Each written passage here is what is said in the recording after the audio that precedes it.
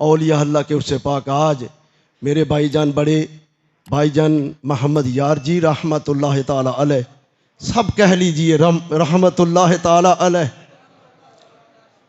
درویش کامل ہیں، ولی کامل ہیں۔ آج جمعۃ المبارک آپ کی حاضری میں ہے۔ 14 آپ نے دیکھنا ہوگا آپ کی لاحت پر پہنچ کر 14 اپریل کا آپ کا یوم وصال ہے۔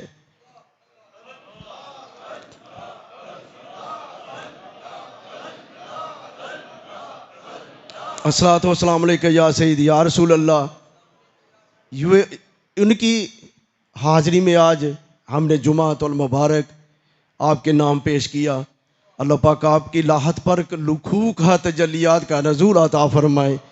اتنے درویش کامل، اتنے ولی کامل، اپنے شیخ کامل کی خدمت میں رہنے والے، ادب میں رہنے والے، حدیث فقہ صرف ناب کا علم حاصل کرنے والے، اور ہزاروں کی تعداد میں آپ کی شاگرد ہیں، کیونکہ ان کی جس ہستی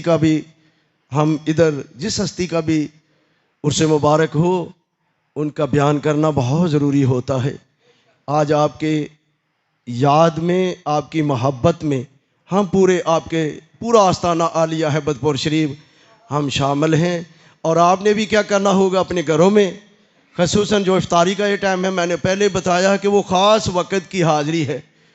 آپ بڑی محبت میں سورہ فاتحہ شریف، پہلے درود پاک پڑھیں، سورہ فاتحہ شریف پڑھیں، سورۃ اخلاص ادا کریں، کلمہ پاک پڑھ لیں، پھر اس کے بعد میرے شیخ کامل کا کلام ایک ہی شعر پڑھ لیں، کوئی شعر آپ پڑھ لیں۔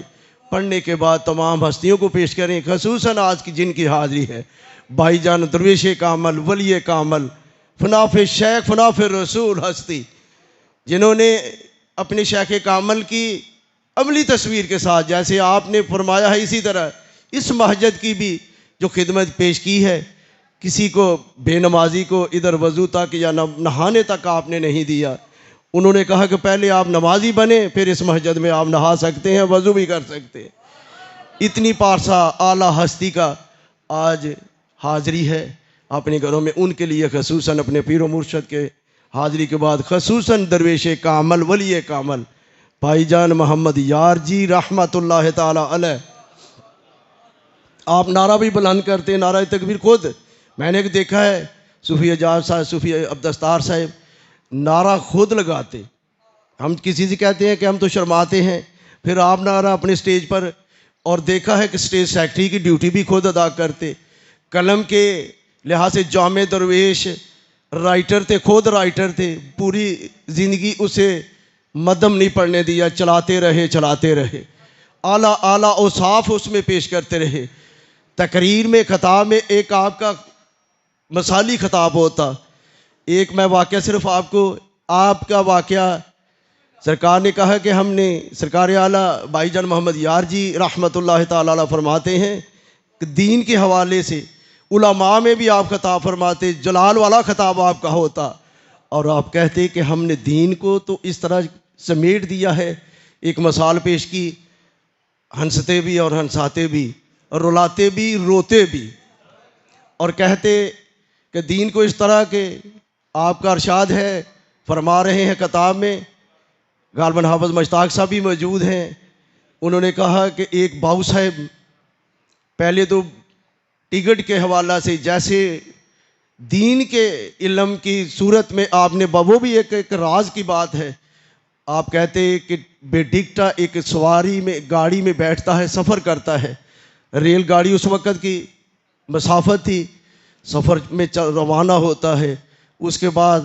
کرایہ جیب میں نہیں، بغیر ٹکٹ کے گاڑی میں سوار ہوتا ہے، اور چلنے لگا، ایک اسٹیشن میں چل رہا ہے، آگے جا رہا ہے، جو چیکر ہوتے ہیں، جو اسے ٹی ٹی کہا جاتا ہے، گارڈ کہا جاتا ہے غالباً، وہ ٹکٹیں چیک کرتے ہیں۔ آج بھی اسی طریقہ کار ہے کہ کسی کے پاس ٹکٹ ہے یا نہیں، اسی طرح آپ نے دیکھا کہ وہ جو شخص ہے کیا دیکھتا ہے کہ اس کے پاس وہ چیکر آتا ہے، اس کے پاس ٹکٹ جیب میں نہیں تھی، آگے اس نے نماز نہیں تھی، 2 رکعت نماز، اللہ اکبر، بھائی جان خطاب میں فرماتے ہیں جب اس نے نماز پڑھنی شروع کی تو جو چیکر ہے وہ آگے گزرا، پھر واپس لوٹا، پھر اس نے دیکھا پھر دیکھا کہ یہ تو دوبارہ آ گیا ہے، پھر اس نے 2 رکعت نماز، اللہ اکبر.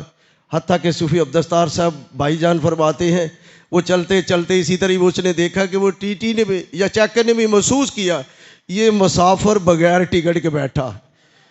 اگر اس کے پاس ٹکٹ ہوتی تو اس سے کوئی ملال یا غم یا پریشانی اس کے چہرے پہ نہ ہوتی، یہ بار بار نمازیں ہی ادا کر رہا ہے.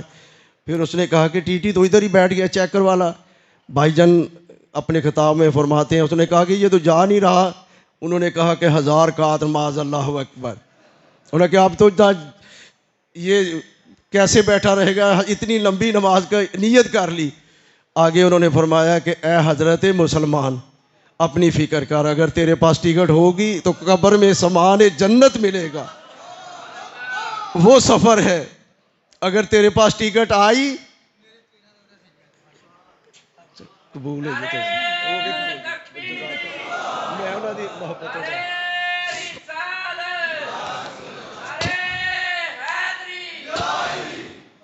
یہ سبق ہے اللہ والوں کا، ہر چیز سے سبق لیتے ہیں.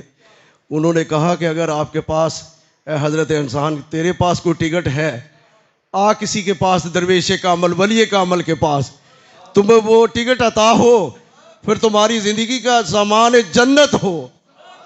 یہ اللہ والوں کے خطاب ہے. میں نے مختصر اپنے بھائی جان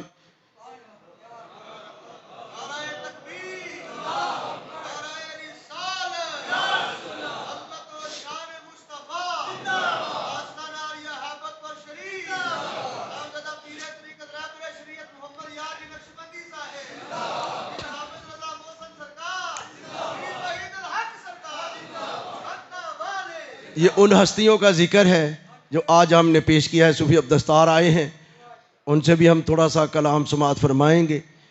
میں آج جو سبق آپ کو دیا ہے وہ بہت قیمتی سبق ہے. اس کو اپنے پلے باندھے اور جا کر اپنی پیر و مرشد کے لیے، اپنے بزرگان دین کے، خصوصاً آج بھائی جان محمد یار جی کے نام پر اپنی افطاری پیش کریں. کہ باہر ہم نے تھوڑا جا بندوبست کیا ہے اور وہ لے کے جائیں. روزہ بھی اسی سے کھول لیں، روزہ بھی اس سے.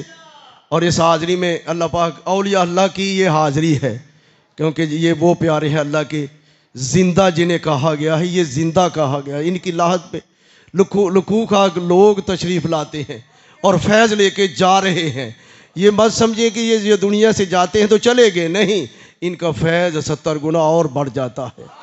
آج آپ کی حاضری ہم نے پیش کی ہے، شہداء بدر کی حاضری پیش کی ہے، اولیاء اللہ کی حاضری ہم نے پیش کی ہے. اور اسی طرح ہی کچھ قریب لوگ والوں کو ہم دعوت بھی پیش کریں گے اپنی محبت میں. آپ اولیاء اللہ کی اس بستی میں بدر کے حوالہ سے انشاءاللہ العزیز جو انتظام ہے، اگر دور والے ہیں، نزدیک والے آ سکتے ہیں، اس میں شرکت فرمائیں. ہم آپ کا انتظام کھجوروں کے ساتھ، لنگر کے ساتھ آپ کو حاضری پیش کریں گے. شہداء بدر تمام ہستیوں کے، اگر ایک ہستی کا، کیونکہ یہ پچھلے عشرہ میں سیدنا